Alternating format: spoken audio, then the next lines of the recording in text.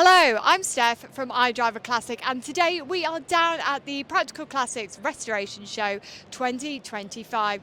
Goodness me, we've only been here an hour and there are already cars to blow your mind. You're going to see stuff in today's video that you have never seen before. Cars that have been dragged out of barns in the last 2 months, vehicles that are over 100 years old, and everything in between, including modern classics.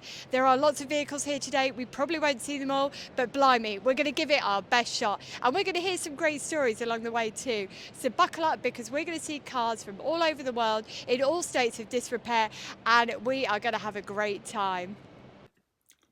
Coming inside, it can feel overwhelming if you have never been here before. So here's my top tip. If you are coming to the restoration show, make sure you start in Hall 5, because that is where the majority of your car clubs are. Although if you're looking for the Auto Jumble, head up, because that is where that's located. But one of the greatest things about this show is that it's not just the big car clubs that you see, the clubs like the Mini clubs or the Morris Minor clubs. You also see the smaller marques, and you also see local clubs and clubs where it encompasses a certain area or a region. So those are always the really interesting stands, because you get to see a nice pick and mix of different classics from different eras, and you get to see what's popular and what people are bringing. Now, one of the things you're going to notice in today's video is not only that I've tried to show you some of the stuff that I don't think you're going to see at your local car shows, but I've also tried to weave in some of the modern stuff, because for me that was something that I really took away from this year, is that a lot of the more modern stuff is starting to be celebrated, which I think is a great thing, especially when we're up against all the nonsense like ULEZ and the societal pressure to drive more and more modern stuff. People say, oh, don't keep your old car because it's junk and it's not fashionable anymore. So it almost flies in the face of all this modern pressure to be driving something that perhaps isn't as classic and as high end as these micro cars, but in fact is a little bit more run in the mill and perhaps is reminiscent of cars that were on the road and commonplace 20 or 30 years ago. Now, talking about cars that used to be commonplace, look at this. Okay, how cool is this? This is a Vauxhall Magnum, and I don't know anything about it, so I'm going to pass the mic over to Sean, and Sean's going to tell us all about it. Thanks, Steph. Well, as you can see, it's a 1974 Vauxhall Magnum.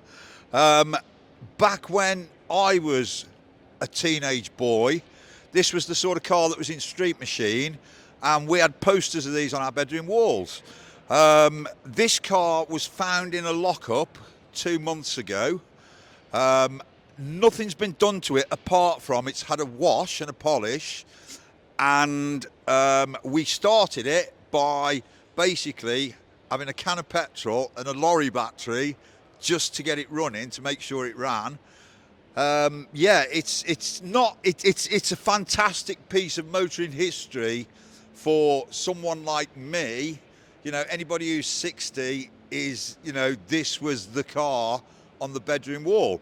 It's got a 2.3 Magnum engine in it, so it's the real deal. Wolf Race slot mags, you know, it's just everything that it should be from the 70s. It's been stored in a garage for, I think it was 35 years, and it's been brought out. It was found, purchased, washed, and yeah, that's it. Is this possibly the coolest story so far? How did you all find out about this car? Because cars like this just don't appear every day. Yeah, you know, you're right, but you know, I'm as you know, I'm the chairman of the VBOA, and being so involved in Vauxhalls, we get sort of snippets of information that come through. And a guy found it in this barn, in this garage, in a house that he bought. And of course, when you buy a house, if there's something like this in the garage, it's yours. It comes with the house. Guy didn't know what it was, knew it was something a little bit special, and he advertised it for sale. Andy, who bought it, he saw it. I saw it, but I didn't get a chance to get my money out the bank. Andy, the guy who bought it, he saw it, bought it straight away. So yeah. Now, a car like this, has to have some sort of exciting repertoire of things coming up. What are you doing with the car? What's Andy doing with the car? So the plan is to try and keep it as it is, but obviously it needs a few body repairs, just little bits and that, yeah.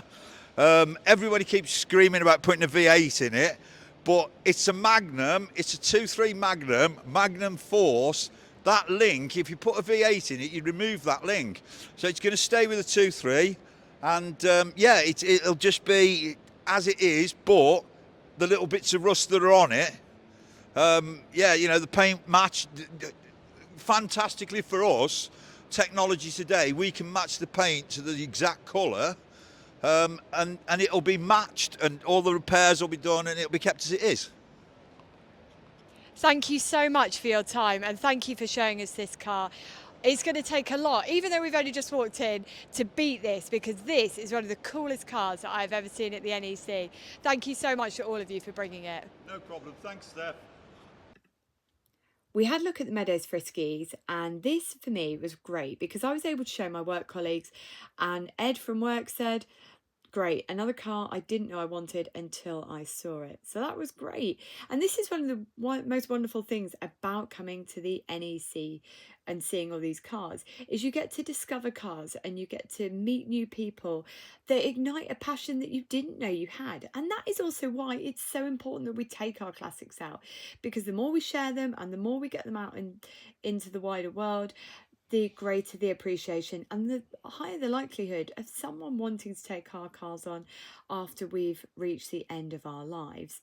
Now, being less morbid, coming back to these Vivas, goodness me, these were some of the show highlights for me, because looking at these, number one is aren't they one of those things that you just see in old dusty magazines on auto jumble shelves, and you think, I wonder what happened to all of those. And then you come to a show like this, and we saw that Vauxhall earlier, and then we saw these Viva vans, and I thought, yes, we need to bring this back. But what I found out earlier by chatting to various people is the skill set required to create art, and it is art like this on vehicles, is just dying off, and people aren't doing it. So if you are doing it and it is something that you are doing, enjoying, experimenting with, leave me a comment in the comments section below and tell us about your business, because I want to hear about people that are still doing pinstriping, that are doing all the airbrush art on vehicles, because whilst it's very much of its time, I think we could bring it back, because we aren't having enough fun with our classics. We're taking them all too seriously. Now let's go and have a look at something that's come a little bit further afield. In fact, this next car is coming up from Bali. Okay, this is probably the cleanest Toyota Land Cruiser I have ever seen in my entire life. Now, Valdemar, what's the story behind this? Because this is not from the UK, is it? No, the original Toyota is coming from Japan, but was brought to Indonesia, and then in the Bali island. So we are a company who is importing them here into the UK and bringing back them on the road. So we are storing them, we're preparing them for the MOT, for everything have to be done, and sometimes we do like small upgrades like you see here around this car, and then we selling them for the customers from UK. So this is the thing, yeah, we're doing. Now, trying to find a car in Bali is no small effort. How are you tracking down vehicles like this? We started 5 years ago, and it was like pretty hard to find them, but eventually one of our friends says they not in the world, they cannot find in the world in decent condition those Land Cruisers. I say, okay, give me a time, and we business partner, we find a way, and we find them in Indonesia and Australia.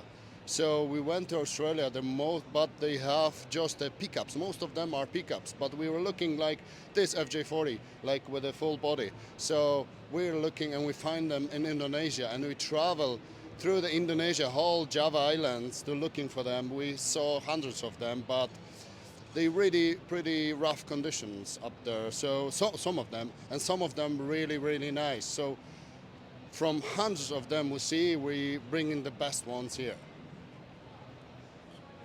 Now, this is the restoration show after all. What work have you had to do on this to make it look as exceptional as this?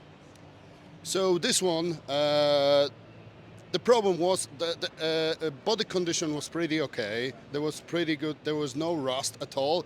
But the problem was underneath there was no work done at all. So we restore whole chassis, we restore whole suspension, brakes, etc. Everything, engine bay, interior, like all wiring, everything we've done like should be on the UK roads, not in the jungle. So.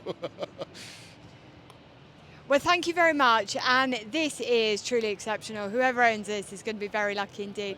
Thanks for letting us have a quick look. There was a great mix of vehicles of all ages from the Norwich Classic Vehicle Club. And it was great to see actually, because they'd really embraced everything right from the 90s through to the mid 20th century. However, I'd started to get an itch for something a little bit older, and I also wanted to see something a little bit different. And Coles Hill Breakfast Club did not disappoint, because the next thing that I'm going to click onto is going to blow your mind, because I bet you've never seen one before. This is a Gary truck, and it's from 1922. It's a 5-ton truck, and the Gary Truck Company started in 1916, and it was located in Gary, Indiana, in America. And basically, the company made a wide variety of models, ranging from a 3/4 ton up to this massive 5-ton capacity. And they were a bit of a flash in the pan, really, because they were only around until 1926. This particular one being made in 1922. It's got a 4-cylinder 30 horsepower petrol engine and a 4-speed gearbox. And it's got a top speed of, wait for it, 15 to 18 miles per hour. It was purchased, quite hilariously, sounds like a reason I'd purchase a vehicle actually, for house moving in the 1930s, but it was deemed not reliable enough as the company had ceased trading, which meant, just like the problems that many of us face today, no one could get parts for it. And so what then happened was, it was then just chucked in a barn and left for over 80 years. It was then found in 2022 where it was purchased, and then it was totally stripped down and rebuilt from the chassis up in, wait for it, 1 year, which is incredible, because if you think about it, that must have been such a challenge, considering that they couldn't even get parts in the 1930s.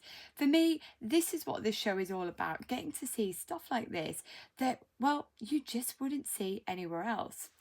I thought I'd show you a bit more American stuff that I spotted as I walked around, because I know many of you love the American vehicles, even though it's not necessarily my flavour.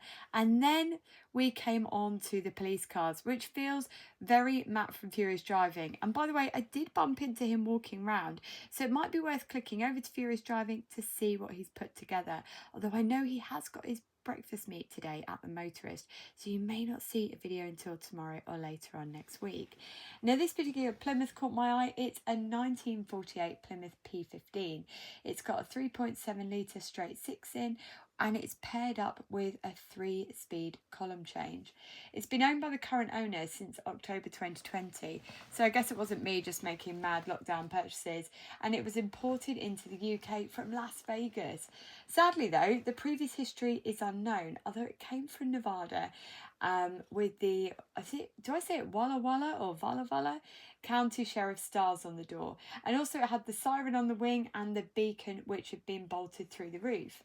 The previous owner to the current owner had cut the beacon off the roof and removed the sheriff stars and fitted Navy Shore patrol stickers.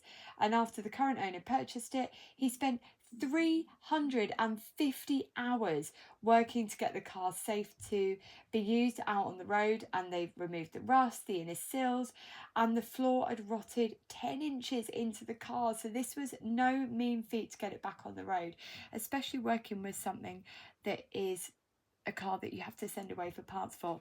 So well done. Again, another marvellous restoration, and one we're so lucky to see here today. You'll see an advert as we pan down that says Ford based caravans go places. Look, I want to go places in this. This Transit Custom is so cool. Although looking at that bed, I don't think I'd fancy my chances. I think I would probably wing it and sleep on the sofa.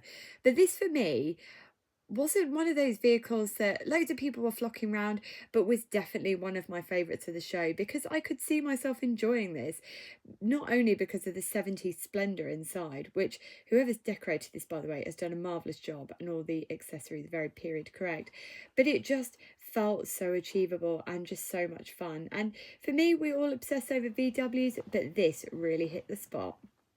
This is Ian from Pop Bang Colours Vauxhall Shove It, and goodness me, I've been hearing about this car for years, but I have never actually seen it in the metal, so it's very exciting this here. Ian, this car means so much to you. Tell us the story. Yes, it has a bit of history. So this was my uncle's car. He had it from new, so 1977, two-door Vauxhall Chevette. He even spec'd it with a wing mirror, but no headrests and no passenger wing mirror either. But really fluffy carpets, because that's the way he was, you know. I saved it from being scrapped, and then so since then it's been in a restoration process, should we say. 7 years so far, 6-7 years, but you know what, it's a journey, and like every time it just develops a little bit more. I'm really, so Craig Hughes has done the interior. I love it because that's what I want. The deal with my wife was it had to be a bit of yellow because she loves yellow cars, so I was like, right, yellow's going inside. There's still a few things we need to do underneath. Had a bit of an issue with the Raptor underneath, but it is what it is. We're going to have ITBs on it eventually as well, but it's, I'd say, 60%. But eventually we'll have to have it. Everything will come off. We'll do the work that needs to be done underneath, and then it will be put back together. But it's great to have it here on its wheels, much more of a car than it ever has been. It's got the chrome bits on it now, which I've only just, that's for this show. So yeah, I hope people like it. It is a passion project, and I always love how the colour looks. It really in daylight. It really pops. Like it goes to yellow in daylight. So yeah, it's here. Yay! What do your family think of it? Are they excited? Is your wife excited? Yeah, no, look, is Taz excited? Yeah, I don't know, but I think for me, like, when I'm able to drive this from back over to Market Drayton, where my uncle lived all his life, I'm really excited to do Market Drayton to Ludlow, because basically this car carried my Christmas presents when I was a kid. So in that boot, my Christmas presents were when I was like like a young kid peeking out the windows, waiting for Uncle Phil to arrive in this car.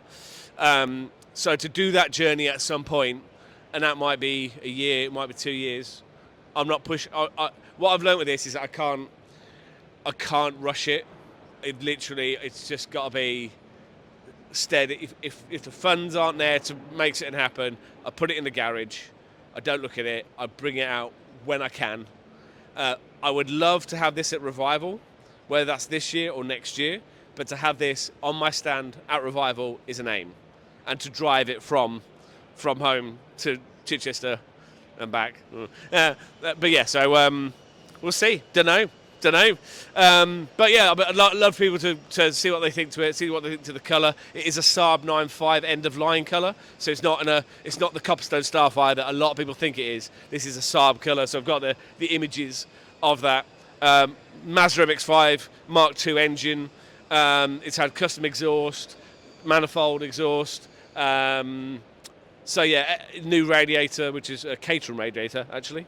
So yeah, so it's the pieces are coming together slowly but surely. But it's great to have people's reactions when at the show. Well, thank you very much for showing it, and we wish you a very successful show. We've talked a lot already in this video about coming to this show and why you might want to come. And for me, the big value is always seeing stuff you just don't see anywhere else. And if you asked me the last time I saw a Matra, it was probably a YouTube video. You just never see anything in the wild. I can't remember the last time I saw a Talbot out, nothing. Now, coming to this show and seeing the club put together such a brilliant set of cars, from restoration through to finished vehicle through to modified, for me, this ticks all the boxes. Bravo to the club, and bravo to all these people keeping them on the road. Now we go over from there into the XR Owners Club, and we've been looking at restorations of all shapes and sizes. And for me, this is probably the cleanest car at the show. Nothing says I've done a great job like plonking a mirror underneath your car. And we were laughing for about 10 minutes afterwards, and we were saying there is no way that we would put a mirror under our own cars. And we were saying, which of your cars would you put a mirror underneath? And if I'm honest, I don't think I'd want to put a mirror under any of mine. So there's probably something that I wouldn't want somebody to see, whether it's just a dirty finish or whatnot.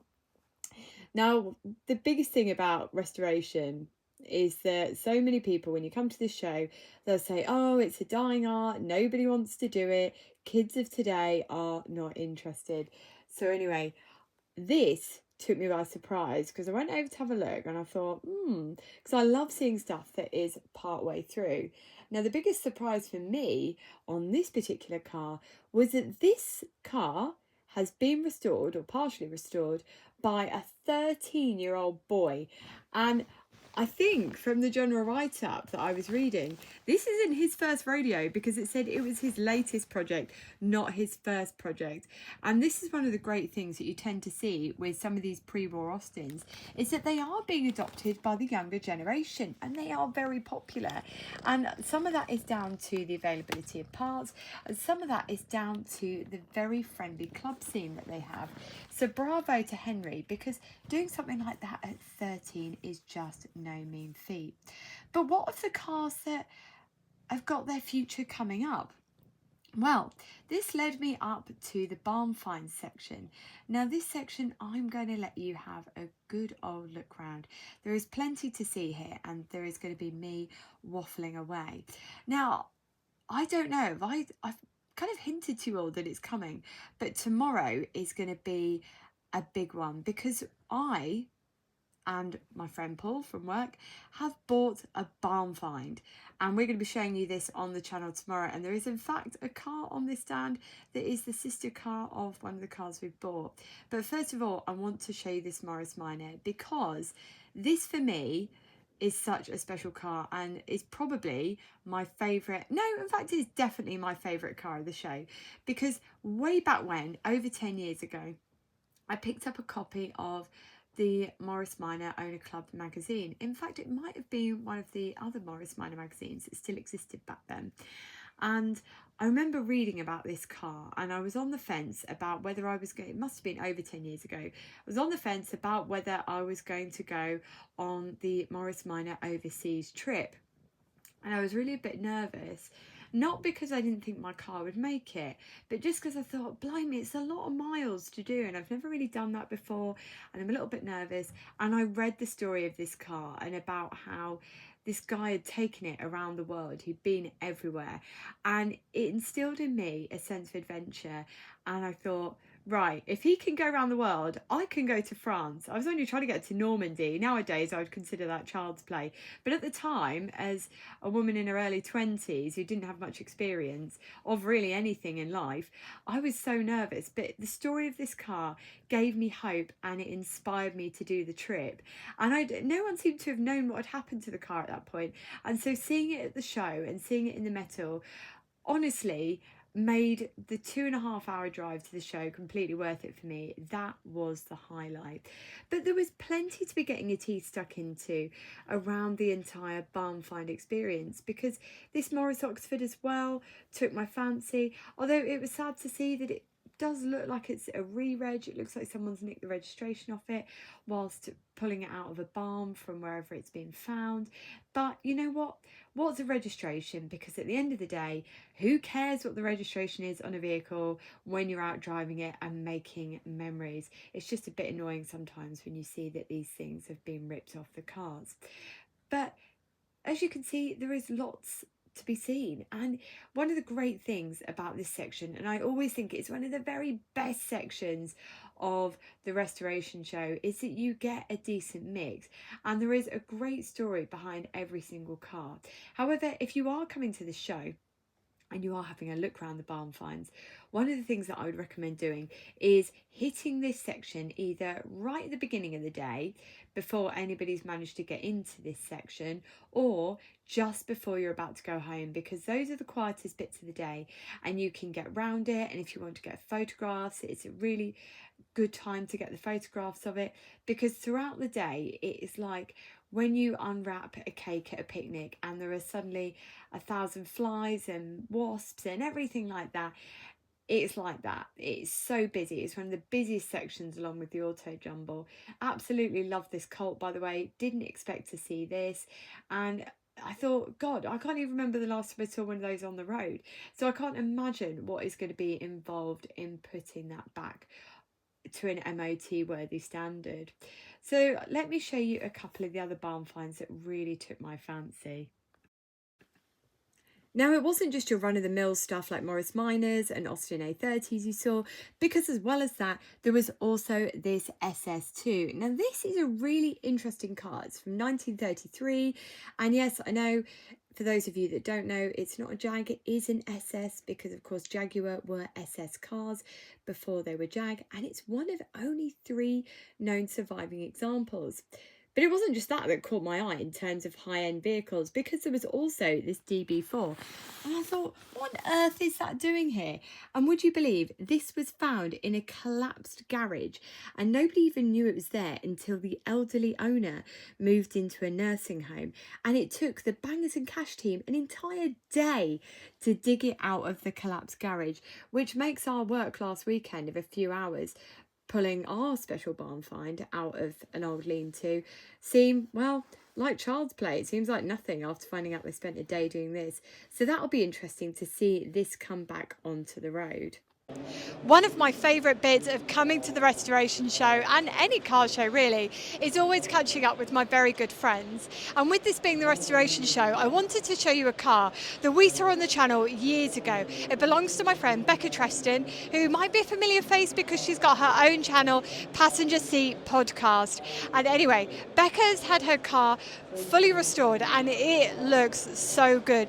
But Becca, a lot of people will say your car looked great as it was. What led you to go down the full restoration route? I think my car was definitely, well, it started as a 5 metre car, and then it was like a 10 metre car, and by the end it had really kind of got to the point where it was held together with body coloured gaffer tape and wood screws and bits of metal, just kind of holding those last few bits on until we got to the restoration. Because when I'd got the car, it looked fantastic, and I think that was when it was first on your channel.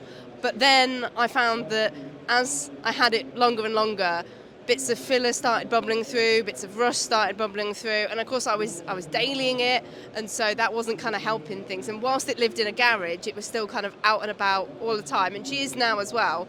But going to the lengths that I went to meant that I now know that it's a solid car, that it's a good car, and I'm starting from like the factory, maybe in places better than factory was, because they hadn't let any rust creep in before the paint went on.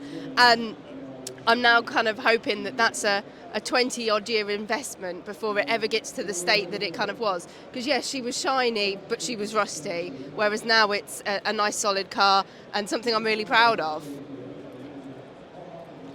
You touched upon something there, Becca, which is that you daily your Morris Minor, or you certainly did, a little bit like me. And I know that one of our very first interactions was talking about dailying a classic car. Do you still use your lovely car daily? Yeah, absolutely. It was very much a case of, my thought process was, the amount of money I'm spending on this, that's as much as some people spend on your modern hire purchase car that they don't think at all about going out and dailying, and those are still going to last 20, 30 years. And so I was like, okay, I've spent this much money on it, I want to keep on enjoying it, and it makes me so much happier than driving a modern car, it makes me so much happier than driving anything else. And so it was an investment for me to be able to still do that. So yeah, she's out in all weathers. It was just a case of making sure I had some really good lanolin based protection on there. The guy that did all of the welding and stuff, he cavity wax filled everything, so she's got the best fighting chance of not ending up kind of looking like that in the next couple of years, hopefully, even though I'm using it as much as I am. I've not checked with Becca if we can ask this off camera. Are we allowed to ask you what you spent or what you would advise somebody saving for their own restoration? Yeah, absolutely. I do a really open breakdown of exactly what was spent, what was labour, what was parts and stuff like that on my channel. But overall, it came to about £15,000 to £16,000, which when you've already like bought a car outright and stuff like that, it's a lot. But yeah, it's a car that is my forever car. It's a car that I want to keep enjoying. And I was really fortunate that the guy that I went and had the work done with has got 40 plus years of experience. I've seen cars that he's done 20 odd years ago. So it's a case of making sure when you spend that money, you're spending it with the right person, making sure that you're going to get the quality of work that you want for that money.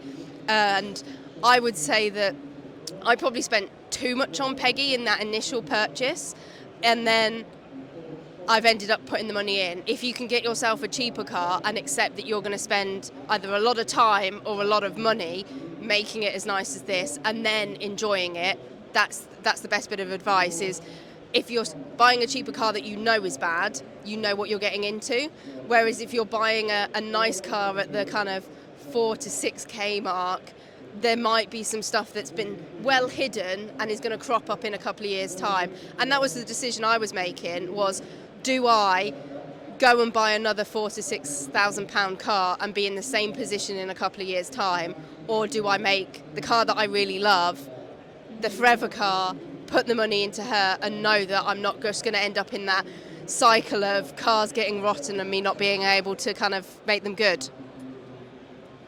A lot to think about there, but I think you'll probably agree with me at home that Becca doing this is a really great use of money, because at the end of the day, you can't take it when you die, and you might as well enjoy your time on Earth, because we're not here for very long. So well done, Becca. If you want to check out Becca's adventures and all the stuff she does, she's on the channel Passenger Seat Podcast. You can find her there. She uploads stuff, I think it's every Thursday? Yep. Every Thursday. Now, if you are planning a trip to either the March or the November show, always make a beeline for the Jowett Car Club, because they never ever disappoint. They always have a brilliant lineup of vehicles and they always seem to be working on them. And this is one of the great things about this club, and they've won loads of awards for it, and it's one of Britain's oldest car clubs. It's existed for over 100 years. But one of the great things that they do, and that many car clubs could learn from, is that they have workshop days, that they encourage members to collaborate, that they keep parts in, that they show members how to do stuff. This should be a blueprint for how to keep all our car clubs going way beyond the cars being manufactured. Because remember, a Jowett hasn't been made since the 1950s, and yet over 75 years later, the club still exists and it's still doing all this work. Bravo, because this is exactly what this show should be about. Now, before I introduce this person, Matt Coles, or as certain publications have called him in the past, Matthews Cole, when he said, don't forget the S. Matt was one of my very first friends that I ever made in the world of classic cars, which was quite fortuitous for me, but quite a disaster for Matt, because for years he ended up fixing my Morris Minor. Now, the reason I wanted to bring Matt into the frame and end with him as my final interview of today is that even though he's frightened of being in front of the camera, he has added so much into the classic car community. He started off by founding the Morris Minor Owner Club Young Members Register, which is still going today, and as I showed you earlier, they're doing really great things this weekend, and he's now turned his attention to Austin 10s. Matt, how have you made the leap from a Morris Minor to an Austin 10? So, as you said, I started with the Minor, then my friend had an Austin 10, and I helped him restore the car, essentially. Unfortunately, he passed away. The family didn't know what to do with the car, and the only obvious choice was for me to purchase the car from the family, because I knew the car inside out and back to front. So, as you do, you buy a car, you join the owners club, and before you know it, you're on the committee and you're involved in organising events and sorting all sorts of publicity things and everything that goes with being on a committee with the car club.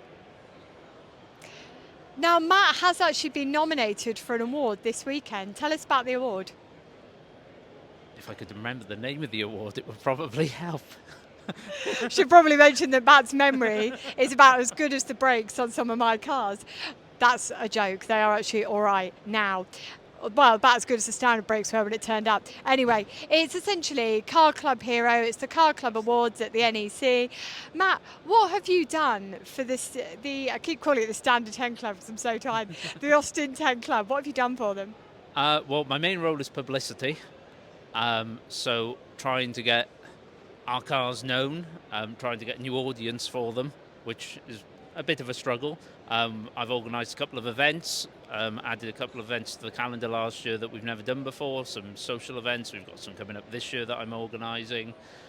I'm on the committee, and there are various roles that I've ended up taking on that maybe don't fall under my title, but I just roll with it, as you do. What do you think the biggest barrier is for pre-war cars getting adopted by a younger audience? I think they're a very different. How to put it? It's a different approach with an older pre-war car.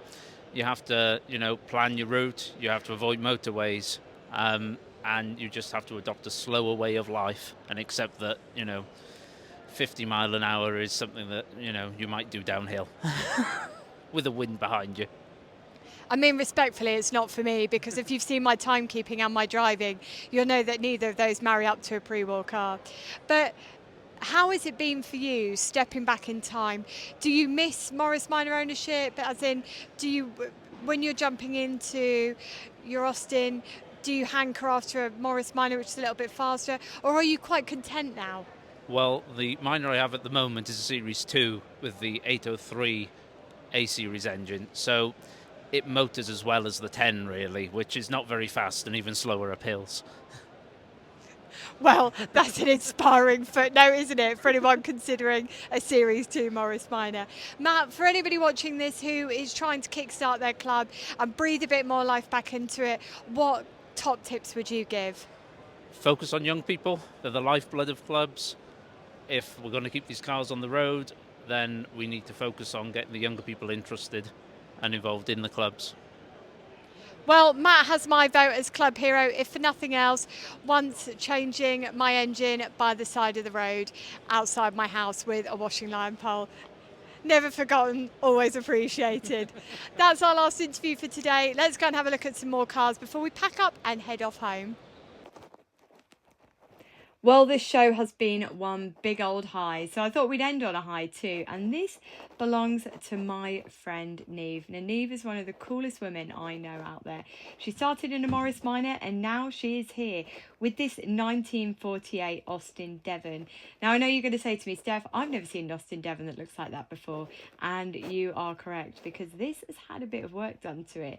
It's now running a 5-litre Ford small block Windsor V8, which was sourced from Chris at Goodale American Speed Shop, and this is used and maintained by Neve and her partner Jake. Now, Jake's really cool as well. He's got all sorts, we've featured him in videos before, and he's technically crew chief and chief mechanic, but he is also Neve's, I would say, better half, but I'd say they're equally matched. And I had to show you this and end on a high, because there have been so many great cars here today, and I know I haven't been able to feature them all, and I was so excited that I also forgot to film an outro, but I thought, hey, we started with some good stuff, we're going to end on some good stuff, and I had to show you this.